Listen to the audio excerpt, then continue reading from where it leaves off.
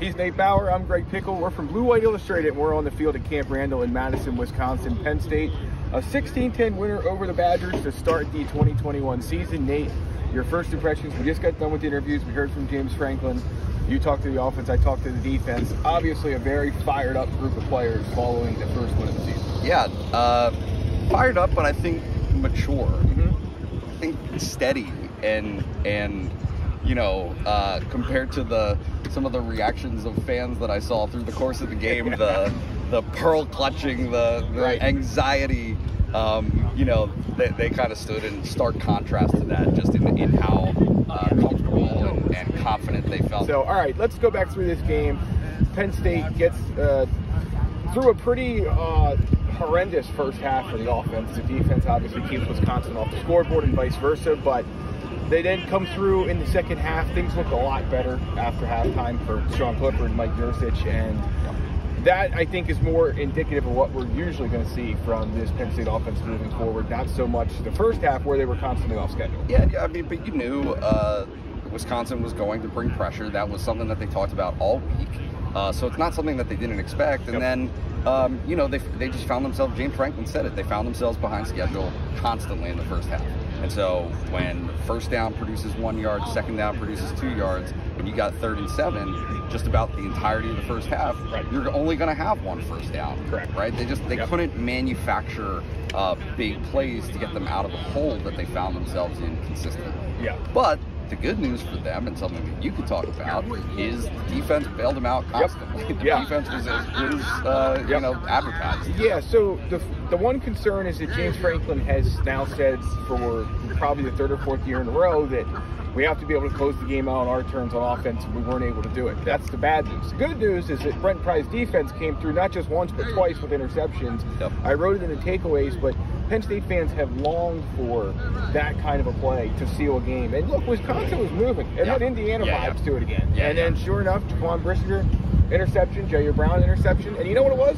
The pass rush was there. And it's not always been in these big moments that allows the safeties to just feed off of what Graham Mertz was doing. He said that Jaquan Brisker just said that they pretty much knew that the ball was going to Ferguson. That's why he was able to basically be right there, because apparently Mertz was just staring right at him.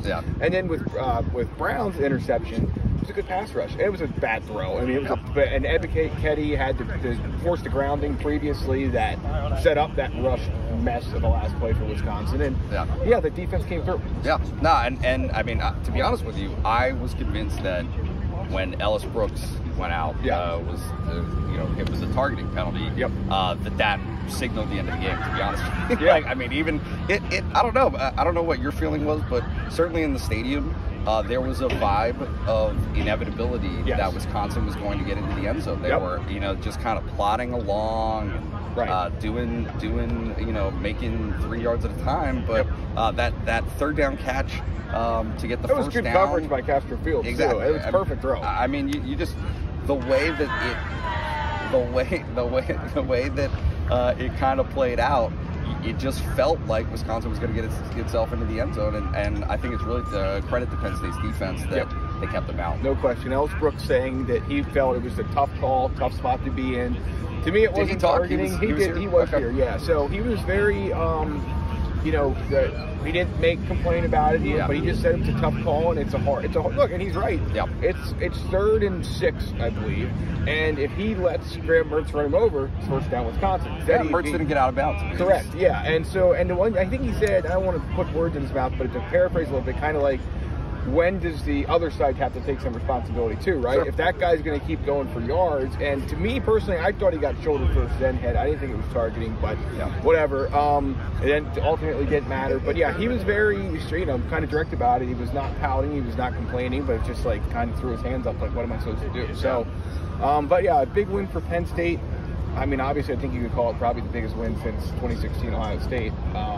You know, just in terms of what it means moving forward. If you lose this game, now you have balls. Now you're on pins and needles, right? And this is where they were last year. And some of the guys said that they thought back to that Indiana game last year, and the memories and the lessons that they learned from that helped them close things out today. And you know, they were in a position to win that Indiana game and couldn't do it. This time around, did not play well for a full first half of football. but had the defense do what it needed to do, kept them in the game. Rasheed Walker talking about, nobody panicked. Right. And I think that if that's where you're starting your season, to get that, it's so trite. I hate it to come even out of my mouth, but 1-0. Yep, exactly. 1-0. Right.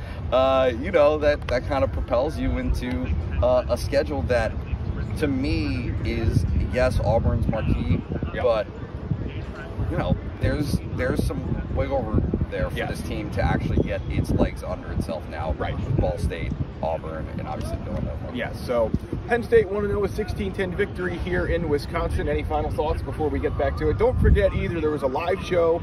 It might be over by the time you see this video, but go check it out with T. Frank, and he had a guest host, I believe, as well. So, yep, Tom Hannafin. Yep, so go check that out, youtube.com/bluewhiteillustrated, bwi.rivals.com for the content, photos, and more. Any final thoughts from Camp Randall? Empty Camp Randall, this place was packed about an hour ago. Yeah, it was something seeing the student section fill up. I mean, just, everything's so weird, and here we are, and we're back, and it feels pretty great. All right, well, we're going to let everyone get back to whatever it is they're doing to celebrate the game, but thanks for tuning in. Nate, Bauer, Greg Pickel, and Blue White Illustrated. We'll catch you next time.